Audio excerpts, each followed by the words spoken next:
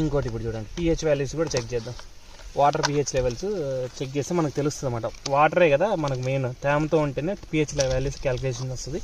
So చూడండి, so on చేశాను. ఇప్పుడు చూడండి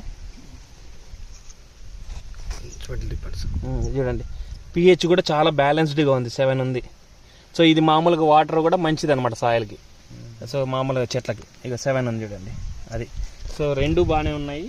ఇది చెట్ల అంటే వీళ్ళకి వాటర్లో కానీ సాయిల్లో కానీ ఇబ్బందులు లేదనమాట. రెండు నీట్గా ఉన్నాయి. సో pH లెవెల్స్ TDS రెండు ఈక్వల్గా ఉన్నాయి కాబట్టి, అంటే బాగా మంచి ఉన్నాయి కాబట్టి ఇబ్బంది లేదు వీళ్ళకి. సో అది ఇవి మామూలు 4 చెట్లు ఇవి కూడా పంట అయిపోయింది. మొన్న ఈ మధ్య అయిపోయింది. రెస్ట్గా అంటే మామూలుగా వీళ్ళు డ్రై చేస్తున్నారు అన్నమాట చెట్లను. సో మామూలు మంచి పంట తీసుకున్నారు. దాంట్లో అంటే దీంట్లో ఎక్కువ వచ్చింది కదా, ఇది బాగా వచ్చింది. నీకు 10 టన్నుల పైన ఉంది కదా, 8 లక్షలు వచ్చింది చూడండి. ఈ చెట్లు మామూలు 700 చెట్ల 400 చెట్లకి 8